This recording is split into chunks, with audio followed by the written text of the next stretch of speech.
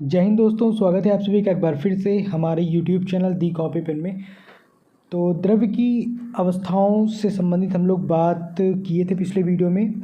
जो अणुगति का मॉडल था, द्रव्य के अणुगति का जो मॉडल था उसके संबंध में हम लोगों ने बात कर ली थी। तो आज हम लोग द्रव्य की अवस्थाओं के बारे में बात करेंगे। जो तीन अवस्थाएं, भौतिक अवस्थाएं होती हैं, ठोस, द्रव और गैस, इनके बारे में बात करेंगे।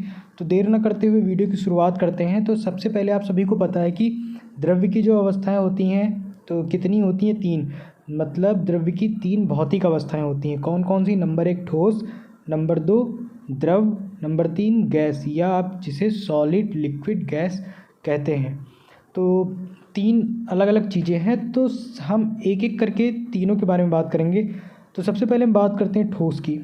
ठीक, ठोस क्या होता है? तो ठोस द्रव्य की वह अवस्था है जिसका आयतन व आकृति निश्चित होते हैं। तो ठोस में दो चीज़ आपको ध्यान में रखनी है कि इनका जो आयतन तथा आकृति क्या होती है, ठोस में निश्चित होती है। और ठोस में दृढ़ता होती है। गर्म करने पर ठोस पिघलकर द्रव अवस्था में आ जाते हैं और ठोस बहते नहीं हैं। जैसे लोहा, लकड़ी, पत्थर, ये सब क्या हैं? ठोस के उदाहरण हैं। अब ठोस के गुण की बात कर लेते हैं। तो पहला गुण है कि ठोस कठोर होते हैं, निश्चित आकार और माप के होते हैं। ठोस में प्रवाह और गति नहीं होती। इसके अणु पास पास लगे होते हैं और इनमें आकर्षण बल अधिकतम होता है। ठोस के अणुओं के बीच अंतराण्विक स्थान बहुत कम होता है। ठोस को बहुत कम संपीड़ित किया जा सकता है। तो ठोस के बारे में आसानी से आप समझ गए होंगे।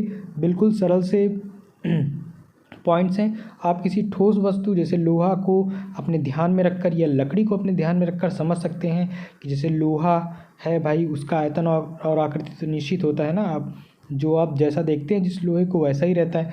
अगर आप पिघलाएंगे तो वो द्रवावस्था में भी आ जाएगा। और वो उसका आयतन और आकृति क्यों निश्चित होता है? क्योंकि उसमें आकर्षण बल बहुत अधिक होता है। ठीक, तो इन्हीं सब बातों को ध्यान में रख के आप ठोस को आसानी से समझ सकते हैं। अणुगति मॉडल द्वारा ठोस की व्याख्या क्या है, ये भी समझ लेते हैं। तो द्रव्य की ठोस अवस्था की विशेषता यह है कि इसका आयतन व आकार निश्चित होता है। आप जान चुके हैं। ठोस अवस्था में द्रव्य के जो अणु होते हैं बहुत पास पास होते हैं, अतः इनके बीच जो आकर्षण बल, अब अणु पास पास है तो आकर्षण बल भी बहुत प्रबल होगा। तो अत्यधिक ये जो आकर्षण बल अत्यधिक प्रबल होता है, इसके कारण अणु अपने स्थान पर मजबूती से बंधे होते हैं और एक स्थान से दूसरे स्थान तक चलने के लिए स्वतंत्र नहीं होते। ठोस के अणु अपनी मूल स्थिति में ही रहकर उसी के इधर उधर सीमित स्थान में कंपन करते हैं। एक दो पॉइंट हैं जैसे आकार व आयतन। तो इसके अंतर्गत क्या है कि भाई ठोस अवस्था में अणुओं के अपने निश्चित स्थानों पर रहने के कारण ही ठोस का आकार भाई निश्चित होता है। क्योंकि इसके अणु जो होते हैं अपने निश्चित स्थान पर रहते हैं, इसलिए इनका आकार निश्चित होता है। ठोस अवस्था में चूंकि अणु बहुत ही सीमित स्थान में अपनी निश्चित स्थिति पर रहते हुए कंपन करते हैं, इसलिए इनका आयतन भी निश्चित होता है। तो आकार और आयतन क्यों निश्चित होता है, ये बात आप जानें अणुगति मॉडल द्वारा।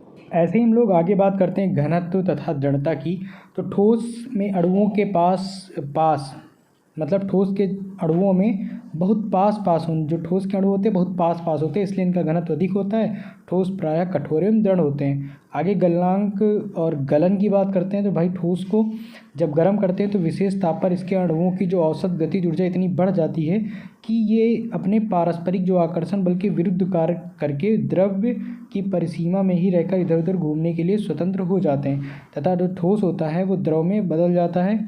इस क्रिया को गलन कहते हैं तथा इस निश्चित ताप को जिस पर ठोस पिघलकर द्रव में बदलता है, ठोस का गलनांक कहते हैं। तो आप याद कर सकते हैं गलनांक किसे कहते हैं। ठीक, कि वह ताप जिस पर ठोस पिघलकर द्रव में बदलता है उस ठोस का गलनांक कहलाता है।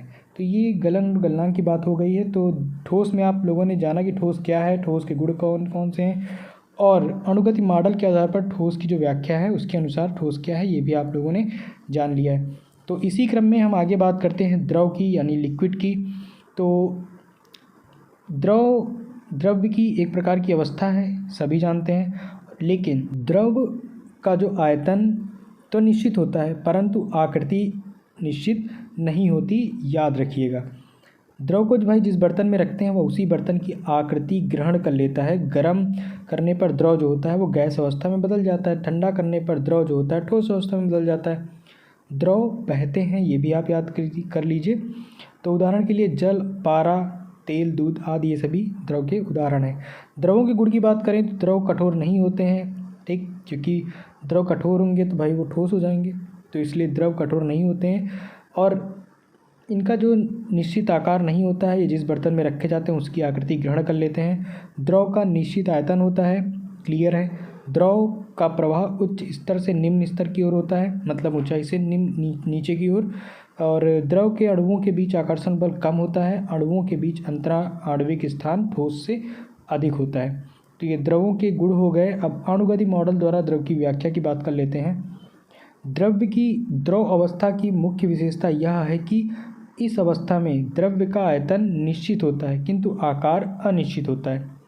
द्रव अवस्था में अणुओं के बीच की अंतराणविक दूरी अधिक होती है, तो इसके फलस्वरूप क्या होता है कि इनके मध्य आकर्षण बल कम होता है तथा अणुओं की औसत गतिज ऊर्जा इतनी अधिक होती है कि वह इनके मध्य लगने वाले आकर्षण बल को पार कर सकें। अतः अणु एक स्थान से दूसरे स्थान तक आ जा सकते हैं। फलस्वरूप द्रव के अणु द्रव की परिसीमा के अंदर रहकर अनियमित गति करते हैं। उसी प्रकार जिस तरह हम लोगों ने ठोस में बात की थी आकार और आयतन की, इसमें भी बात कर लेते हैं।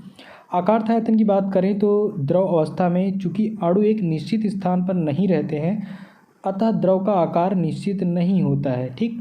द्रव में अणु द्रव की सीमा के अंदर ही स्वतंत्रता पूर्वक गति करते रहते हैं, लेकिन द्रव के बाहर नहीं जा पाते, अतः द्रव का आयतन निश्चित होता है। याद रखिएगा यह पॉइंट आकार और आयतन के संबंध में। घनत्व की बात करें तो द्रव के अणु ठोस की अपेक्षा दूर दूर होते हैं, अतः द्रव का जो घनत्व होता है ठोस की अपेक्षा कम होता है। अब इसमें बहने का गुण भी पाया जाता है, क्योंकि द्रव में अणु परिसीमा के अंदर रहते हुए गतिशील होते हैं, अतः द्रव में बहने का गुण होता है, ठीक। और आकर्षण बल अधिक होने पर द्रव की तरलता कम होती है, और अगर वो गाढ़ा है, ठीक, यही कारण है कि मतलब गाढ़े द्रव की अपेक्षा पतले द्रव की तरलता अधिक होती है। वाष्पन क्वथनांक की बात करें तो प्रत्येक ताप पर द्रव के अणु अपनी परिसीमा में रहते हुए जब गति करते हैं तो उनके मध्य टक्कर के फलस्वरूप कुछ अणुओं की औसत गतिज ऊर्जा इतनी बढ़ जाती है कि वे द्रव की सतह पर आकर वायु के संपर्क में आकर वायुमंडल में जाने लगते हैं। इसे द्रव का वाष्पन कहते हैं, ठीक। द्रव को गर्म करने पर एक निश्चित ताप पर द्रव के अणुओं की औसत गतिज ऊर्जा इतनी अधिक हो जाती है कि संपूर्ण द्रव में अणु अपने पारस्परिक आकर्षण बल के विरुद्ध कार्य करके तीव्र अनियमित गति करने लगते हैं। इस अवस्था में संपूर्ण द्रव में बुलबुले उठने लगते हैं तथा द्रव जो होता है वो गैस में बदलता है। इस क्रिया को हम लोग क्वथन कहते हैं तथा इस निश्चित ताप को जिस पर द्रव उबलकर गैस में बदलता है उस द्रव का क्वथनांक कहते हैं। तो ये क्वथन, वाष्पन और क्वथनांक की बात यहाँ पे हो चुकी है और इसी के साथ द्रव की भी बात हो चुकी है, ठीक। इसी प्रकार हम अगले पॉइंट्स की बात करते हैं जो हमारा थर्ड था, गैस। गैस जानते क्या होता है? तो गैस भी एक द्रव्य की अवस्था है, क्लियर है ये पॉइंट। और बात सिंपल ये है कि इसमें भाई गैस में ना ही आकार निश्चित होता है और ना ही इसकी आकृति निश्चित होती है। गैस की आकृति तथा आयतन वही होते हैं वो जिस बर्तन में रखे जाते हैं, मतलब कि जिस बर्तन में गैस भरी जाती है। ठंडा करने पर गैस जो होता है वो द्रव अवस्था में बदल जाती है। गैस बहती है, जैसे वायु, ऑक्सीजन, कार्बन डाइऑक्साइड, भाप, नाइट्रोजन आदि गैसें आप लोगों ने देखी होगी कि इनका ना ही आकार और ना ही आकृति निश्चित होते हैं, मतलब अनिश्चित होते हैं।